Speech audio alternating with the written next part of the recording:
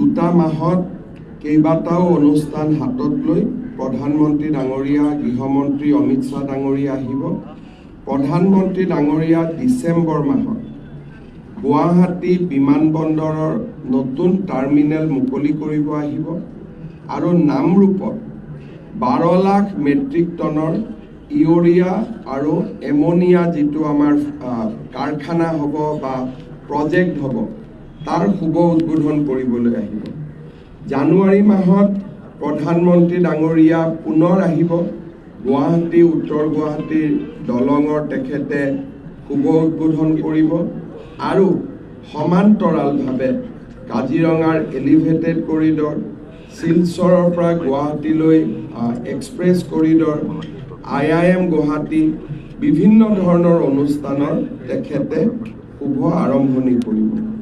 গৃহমন্ত্ৰী ডাঙৰীয়া ডিচেম্বৰৰ শেষ ভাগত নহ'লে জানুৱাৰীৰ প্ৰথম ভাগত আহিব। গুৱাহাটীত আমি নিৰ্মাণ কৰা 5,000 আসনযুক্ত জ্যোতি বিষ্ণু সাংস্কৃতিক প্ৰকল্পৰ শুভ উদ্বোধন কৰিব আৰু বৰদোৱালৈ গৈ মহাপুৰুষ শ্ৰীমন্ত শংকৰদেৱৰ জন্মভূমিত আমি নিৰ্মাণ কৰা প্ৰকল্পৰ শুভ উদ্বোধন কৰিব।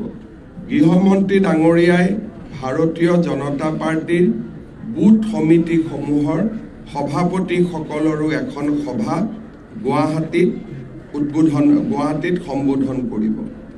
নিৰ্মলা সীতাৰমণ ডাঙৰীয়ানী অহাকালি গুৱাহাটীত আহিব। তেখেতে জাগিৰোডৰ ছেমি কণ্ডাক্টৰ প্ৰকল্পত অসমৰ প্ৰায় 300 গৰাকী উদীয়মান যুৱক যুৱতীৰ সৈতে কথা পাতিব। গুৱাহাটীৰ যি আমি জাহাজ চলাচলৰ বাবে বিশ্বমানৰ টাৰ্মিনেল নিৰ্মাণ কৰিছোঁ তাক শুভ উদ্বোধন কৰিব আৰু গুৱাহাটী ৰিভাৰ ফ্ৰণ্ট যি আমি ৰাজভৱনলৈ যোৱা পথত নিৰ্মাণ কৰিছোঁ তাৰ তেখেতে শুভ উদ্বোধন কৰিব। 8 তাৰিখে ৰাতিপুৱা তেখেত গহপুৰলৈ গৈ আমাৰ শ্বহীদ কনকলতা বৰুৱা বিশ্ববিদ্যালয় আধাৰশিলা স্থাপন কৰিব।